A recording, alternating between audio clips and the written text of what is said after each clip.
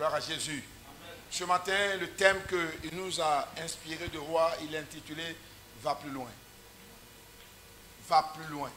Dis à ton ami, va plus loin. Va plus loin. Dans ta manière de servir Dieu, va plus loin. Dis à quelqu'un, va plus loin. Va plus loin. Ne viens pas à l'église pour être muet, il faut venir à l'église pour parler. Il faut dire à quelqu'un, va plus loin. Va plus loin. Dans ta manière de servir Dieu, va plus loin. Dans ta manière de l'adorer, va loin. Va plus loin. Tout ce que tu fais avec Dieu, va plus loin. Dis à quelqu'un, tout ce que tu fais avec Dieu, va plus loin. Je vais te dire ce matin qu'il y a des gens qui ne sont pas allés loin. Et c'est comme tout est devenu zéro. Le problème, ce n'est pas de commencer, mais dès que tu entreprends, va loin. Parce que Dieu ne considère jamais le milieu. C'est pour cela que les hommes ont pris cette thèse-là et ils ont donné souvent des exercices ou des leçons à des enfants ou à des élèves qu'on était, des étudiants. Et puis, tu développes, et puis on met introduction, développement, et puis on met conclusion. Mais quand vous êtes beaucoup, l'enseignant regarde seulement que quoi? Il regarde l'introduction, et puis il laisse développement. Il va où ça? À la conclusion. Le milieu n'intéresse pas trop les gens. Tu vas dire des bonnes choses au milieu, mais comment tu peux conclure? Dieu ne veut jamais que tu commences sans achever. C'était mieux de ne pas commencer. Dieu ne veut jamais que toi tu sois dès le début et puis on ne te voit pas à la fin. C'était mieux de ne pas être dès le début. Est-ce que me fait attendre? Amen. Dis à quelqu'un, va plus loin. Dans ta manière de faire, va plus loin. Dans ta manière d'adorer Dieu, va plus loin. Alléluia. Dieu a horreur à ceux qui s'arrêtent en route. Dieu a horreur à ceux qui se morfondent, à ceux qui se plaignent matin, midi, soir. Mais tu l'avais vu dans son zèle au départ. Elle était zélée. Et puis à un moment donné, il se refroidit. On ne sait pas quel on a versé sur lui. Mais il se refroidit. Et puis maintenant, ceux qu'on ne voyait pas sont plus élevés, plus zélés. Et puis à la fin, la conclusion. Il dit dans Apocalypse, va jusqu'au bout. Et tu auras quoi? La couronne de vie. Il n'a pas dit, au milieu, la fait bien. Hier, qui a gagné la coupe? Hein? Ils sont arrêtés au milieu? Non, ils sont allés au bout. Ils sont allés au bout. Et le bout, ce n'était pas de jouer la finale. Mais au bout, c'était de faire quoi? De prendre la coupe. De rapporter cette coupe. Pour laquelle ils ont lutté pendant des années. Mais nous, les chrétiens, on commence bien. Et puis après, on s'affaiblit. On se refroidit. Et quand c'est comme ça, Dieu aussi se refroidit à notre côté. Il y a des gens, tu vas les voir, ils sont scellés dans tel endroit, telle chose.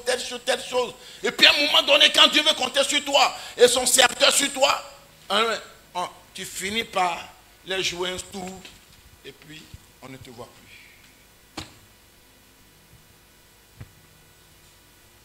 Dieu parle toujours avec les gens qui vont loin. Tu sais pourquoi? Ce qui intéresse Dieu, c'est la conclusion.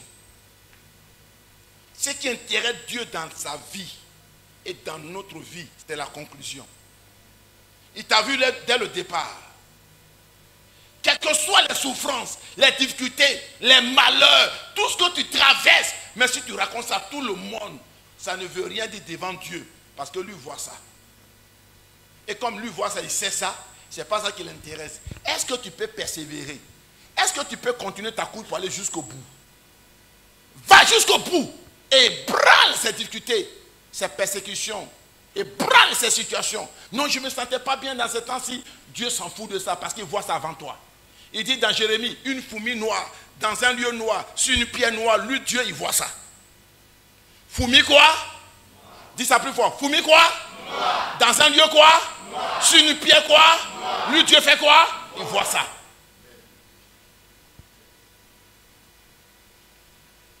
Toi, l'homme, si ce n'est pas capable, tu ne peux pas voir. La fourmi, c'est difficile de voir la fourmi. Petite fourmi qui passe sur toi, tu ne peux pas voir. Mais Dieu dit même, elle est noire. dans un lieu noir, sur une pierre noire, lui, Dieu, il voit ça. Dieu veut que tu ailles jusqu'au bout. Dieu veut que tu ailles jusqu'à la conclusion. Et tu verras la gloire, la couronne de vie sur toi. Non, je suis toi, Dieu s'en fout de ça. Quand le peuple d'Israël était en Égypte, il dit sortez, ça c'est le début. Quand ils sont arrivés dans le désert, ça c'était le développement. On dit ils souffraient, tant. Dieu ne voyait pas ça. Dieu voyait canard. Il ne voyait pas souffrance, lui voyait canard. Donc au moment où ils sont en train de se lamenter, Dieu lui voit canard. Est-ce que tu sais que dans ta souffrance, Dieu voit bénédiction? Dans tes épreuves, là, lui, Dieu, il voit la gloire. Au moment où toi, tu dis que tu souffres, là, lui-même voit comment tu vas réussir. C'est ça, lui voit. Sinon, lui ne voit pas ta souffrance. Lui voit ta réussite. Lui voit ton élévation. Il voit ton succès. Je déclare ce matin que tu partes loin pour voir la gloire de Dieu au nom de Jésus. Amen. Lorsqu'il eut cessé de parler, lorsque Jésus cessait de parler, il dit à Simon, avance en pleine eau et jetez vos filets pour pêcher. Simon lui répondit, Maître, nous avons travaillé toute la nuit sans rien prendre. Mais sur ta parole, je jetterai le filet. L'ayant jeté, il prit une grande quantité de poissons et leur filet se rompait. Il fit signe à leurs compagnons qu'ils étaient dans l'autre barque à venir les aider.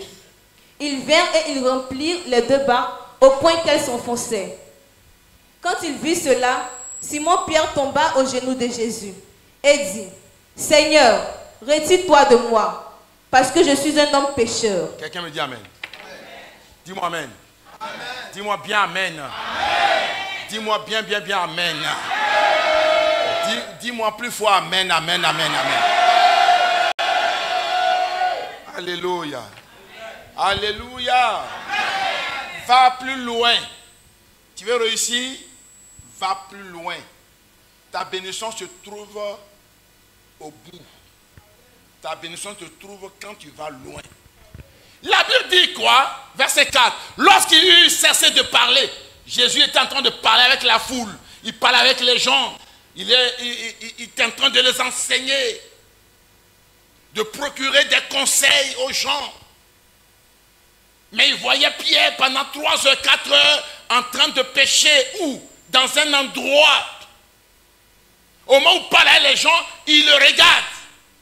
1 heure, 2 heures, 3 heures. Mais il est dans le même lieu, dans le même endroit. Et quand Jésus a cessé de parler, il est venu vers Pierre. Il dit, jetez vos filets en profondeur. Allez en profondeur. Allez plus loin. Quittez cet endroit maintenant, allez plus loin. Allez plus loin. Il y a des gens, lorsque ils sont dans le Seigneur, ils sont au même endroit, ils ne veulent jamais décoller. Ils ne veulent jamais progresser. Ils ne veulent jamais faire un pas en avant. Parce qu'ils disent quoi? Non, je ne sais pas ce qui va m'arriver. Je ne sais pas, non, si je fais ça, comment ça va se passer? Frère, ne pas risquer, c'est risquer. Et si tu ne risques pas, tu as déjà risqué. Ne pas risquer, c'est risquer. Vaut mieux risquer. Parce que si tu dis que tu ne vas pas faire, tu as déjà fait. Parce que ne pas parler, tu as déjà parlé. Amen. Gloire à Jésus. S'il ne dit rien, c'est qu'il est d'accord. Oh, tu n'es pas d'accord. Donc, ne pas parler, c'est parler. Vaut mieux quoi? Parler. Amen. Ne pas risquer, c'est risquer. Vaut mieux risquer. Gloire à Jésus. Amen. Les 4 lépreux ont dit quoi? Si on reste ici, on fait quoi? On va mourir. Si on rentre là-bas, on fait quoi? Si on va en Israël, on fait quoi? Vaut mieux aller chez les Philistins. Si on meurt, même si on était ici, on allait mourir. Même si on partait en Israël, on allait mourir. Vaut mieux aller plus loin. Amen. La Bible que quand ils ont pris le risque d'aller plus loin, ils ont fait quoi? Ils ont remporté la victoire. Toutefois que tu iras plus loin, la victoire sera dans ta vie au nom de Jésus. Toutefois que tu iras plus loin, tu vas remporter le championnat au nom de Jésus. Jetez vos filets en profondeur. Regarde ce qu'il va dire. Tu n'es pas au courant de certaines choses. Nous avons pêché quoi? Toute la nuit. Vous savez ce qui nous tue? C'est le raisonnement. Ce qui nous tue, c'est le raisonnement. Nous aimons trop raisonner. Et le raisonnement fait que tu es obligé d'échouer. Tu es obligé d'être toujours dans l'amertume. Tu raisonnes trop. Tu discutes. Tu es rempli d'orgueil, de fierté. C'est ce qui nous fatigue. Bon, tu dis le monsieur là, c'est ton maître. Tu dis le monsieur là, c'est ton rabbi. Lui, il voit mieux que toi. Il dit, jette ton filet en profondeur. Tu dois faire quoi? Mais tu as toujours quelque chose à dire. Il faut que tu partes d'abord. Est-ce que c'est important? Non. Est-ce que c'est utile? Non. C'est ce qui est votre problème. On dit continue de prier. Non, moi je prie il y a longtemps. Moi-même je prie tant. Mais on dit tu pries, c'est vrai. Mais continue de prier. C'est mauvais ça? Non. On dit non, mais donne, puis Dieu va te bénir. À moi? Oh, si c'est offrande, il a fini avec ça. Oui, mais on dit continue de donner. Le problème, c'est qu'on n'est pas prêt à obéir d'une manière quoi? Systématique.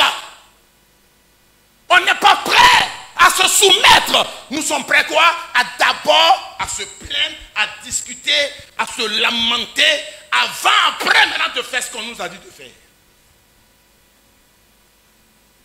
Bon, tout ce travail que tu es en train de mettre autour de toi là, tu sais pas que tu es en train de te punir. Pourquoi les païens avancent? Parce qu'on leur dit de faire telle chose. Il dit on ne sait jamais, je vais faire. Mais le chrétien a toujours quelque chose d'abord à dire. Pierre marche avec Jésus matin, midi, soir. Il dit jette ton filet en profondeur. Non, l'eau là je nage. Moi je suis un ingénieur de l'eau. Moi je suis un nageur. Moi j'ai le doctorat en pisciculture. Je sais comment est-ce que quand l'eau est comme ça veut dire que le poisson est là, mais tu n'as rien à voir dedans. Toi tu es sorti en haut. Nous on est sur la terre. Comment tu peux commencer à discuter avec quelqu'un qui a créé toutes choses? Avec quelqu'un qui a l'œil de l'aigle, avec quelqu'un qui voit plus loin que toi. Vous savez le problème que nous avons? On n'est pas prêt à se soumettre. On n'est pas prêt à obéir. On n'est pas prêt à faire vite. On n'est pas prêt à exécuter. C'est ce qui nous fatigue. Tout à l'heure, il va mettre chanson. On va danser ici. On va danser ici. Mais lorsqu'on nous dit faire ça, non, c'est-à-dire que, bon, tout ce que tu es en train de prendre ces jours, ces temps, ces mois, à discuter, à te plaindre là, et si tu laissais ça pour faire? Et si tu obéissais?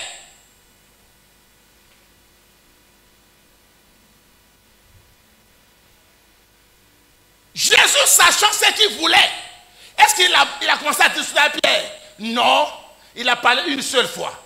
C'est ça le leader. Le leader n'arrive pas à se compromettre comme les autres.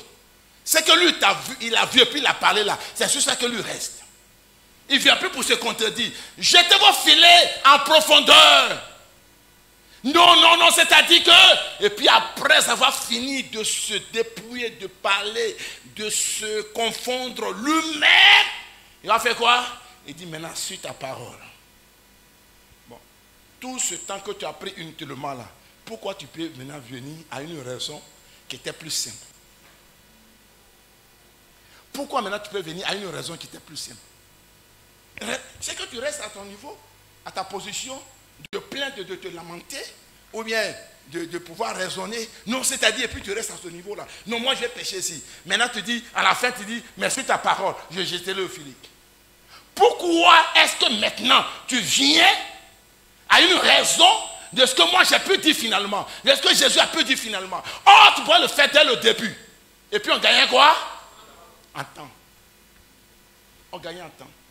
Mais les 1 heure du temps que tu as pris pour te plaindre, pour discuter, les 3 heures du temps que tu as pris pour te plaindre, est-ce que tu ne peux pas gagner le temps? Vous savez pourquoi beaucoup de personnes souffrent? Parce que l'orgueil les fatigue. La fierté les fatigue. Si tu vois un jeune homme, une jeune soeur, un jeune frère en train de souffrir, c'est parce qu'il aime trop discuter. Il se croit trop connaisseur. Il se croit trop arrivé. Elle se croit trop arrivée. Et quand l'Esprit saille en toi, ma soeur, tes diplômes ne sont plus rien. Celui qui compare diplôme à sa réussite, tu as joué bidé. Je vais te dire la vérité aujourd'hui. Le diplôme, c'est juste couronner tes efforts que tu as fournis à l'école. C'est tout.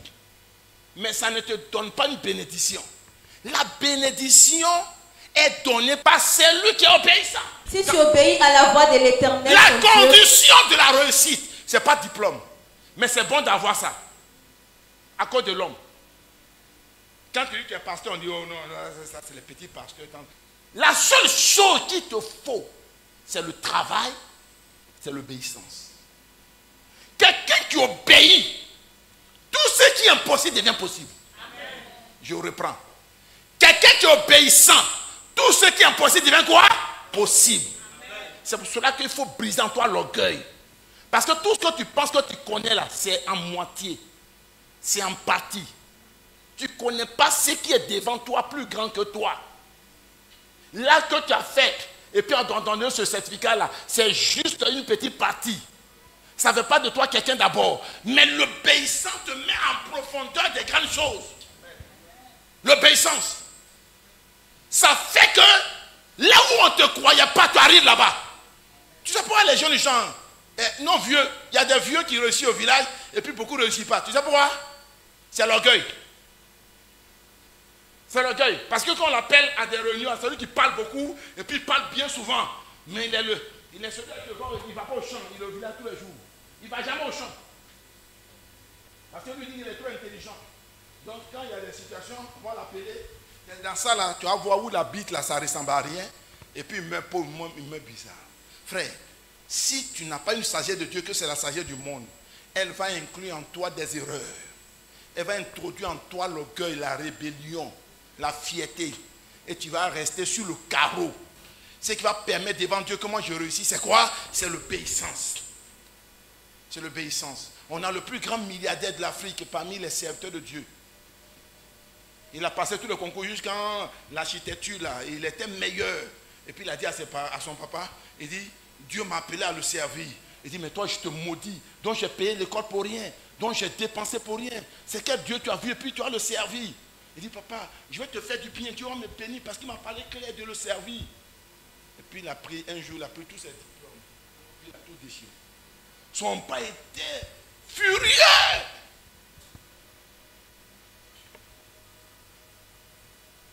Il dit, papa, je vais te faire du bien. Je vais te payer voiture. Je vais te construire une maison.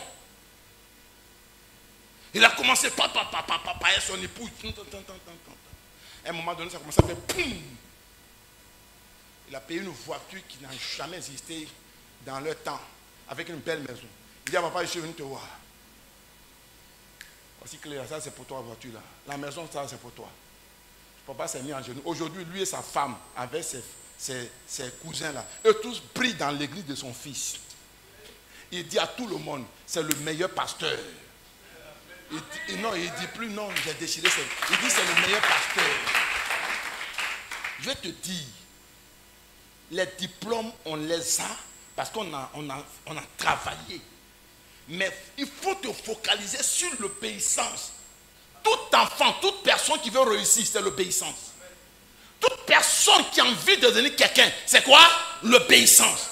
Toutefois que tu vas obéir, même là où ton diplôme ne pourrait pas t'amener, Dieu t'amène là-bas. Là où même ta connaissance ne pourrait pas t'amener, Dieu t'amène là-bas. Alléluia.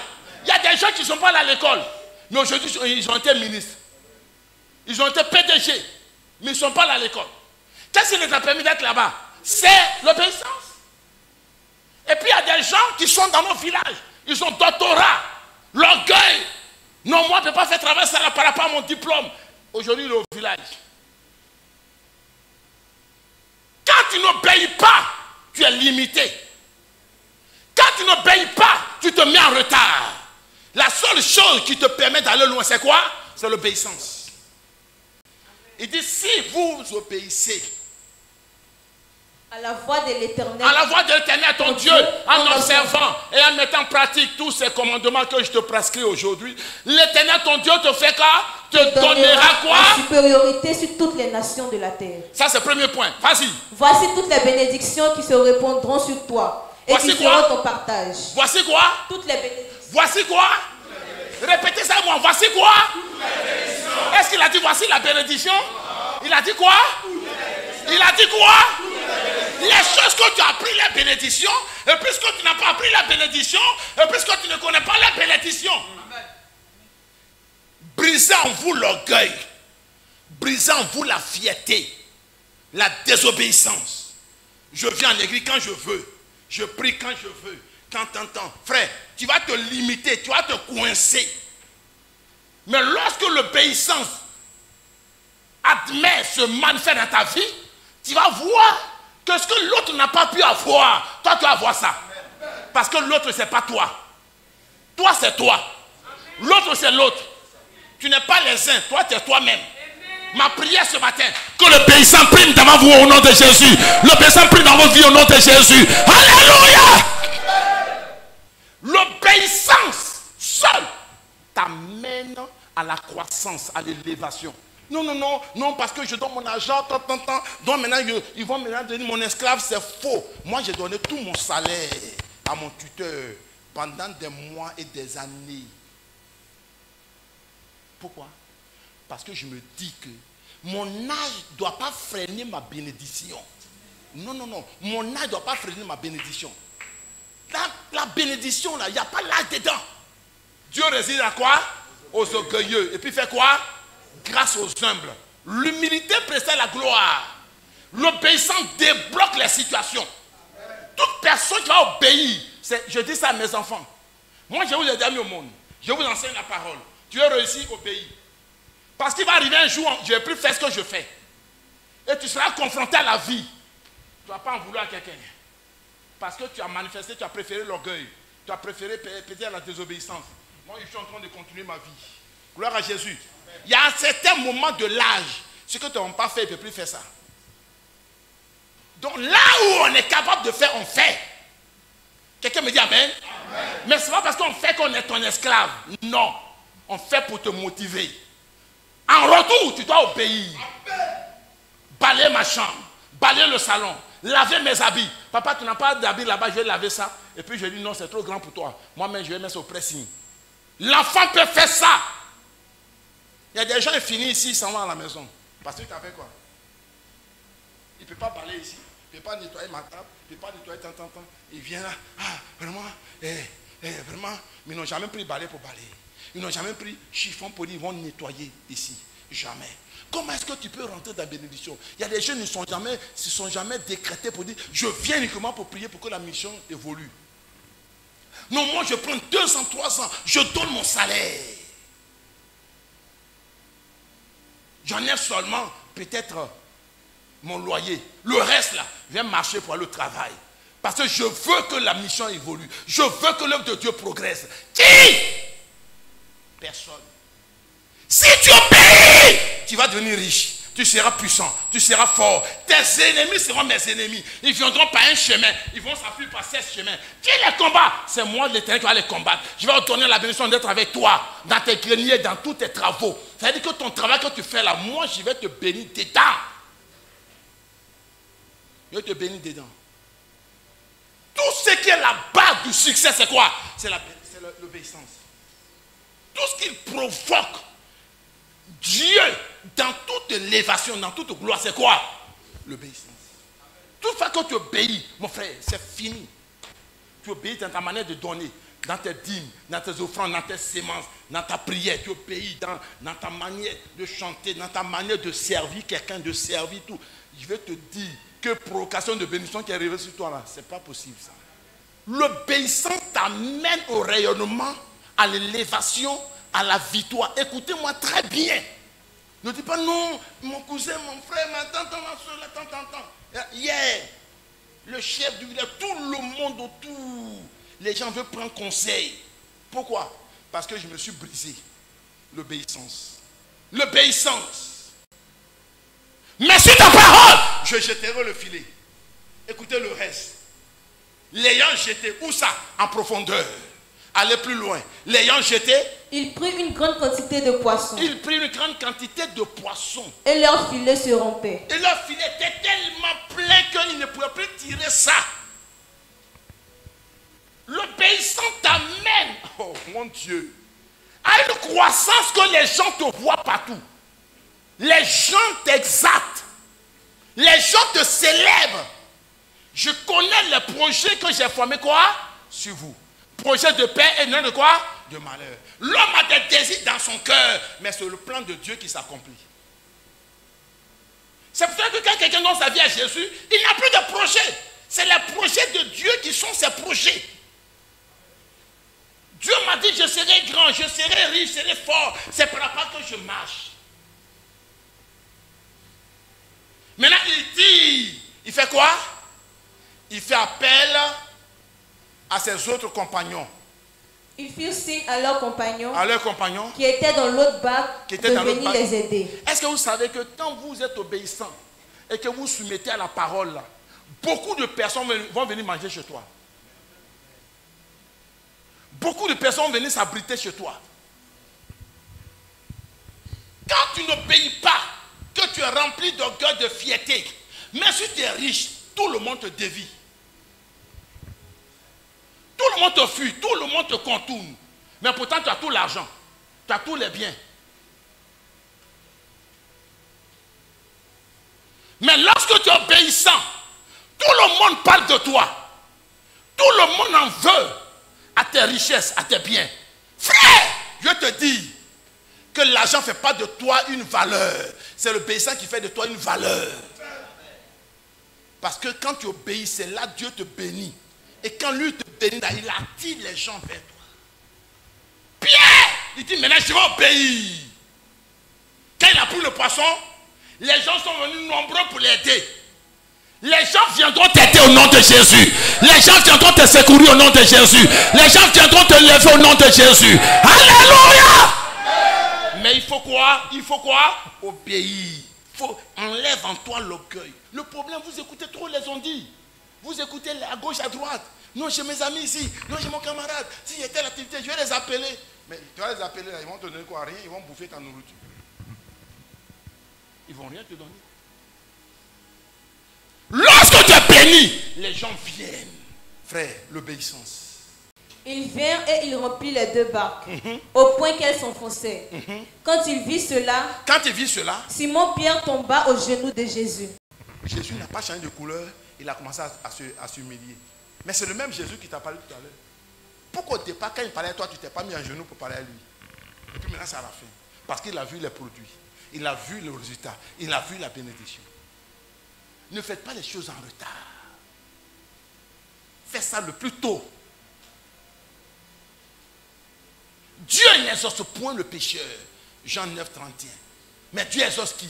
Celui qui fait sa volonté et qui l'honore. C'est celui que Dieu exauce. Quand tu sais que tu parles avec un grand, ta manière de baisser la tête, on sait que l'enfant il est respectueux. Ta manière de te soumettre pour le saluer, on sait que cet enfant, ce jeune homme-là, cette femme-là, elle est respectueuse. Mais parce que maintenant tu commences à réussir, ou bien tu as réussi, tu vas saluer un grand comme toi. Et puis maintenant tu peux parler de... Non. Le minimum, c'est de t'abaisser. Le minimum, c'est de te soumettre. Bon, Jésus n'a pas changé de couleur, maintenant tu t'abaisses. Et dit, Seigneur, retire-toi de moi. Il faut te retirer de moi, il faut aller loin de moi. Parce que je suis un homme pécheur. Mais tu ne savais pas que tu étais péché au départ? Est-ce que vous voyez que très souvent, quand tu penses que tu connais là, l'orgueil fait que tu peux te mesurer à un grand. Oh, tu ne connais rien.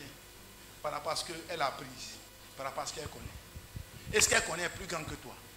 Donc, vaut mieux te soumettre quand il te parle que de venir après pour délivrement.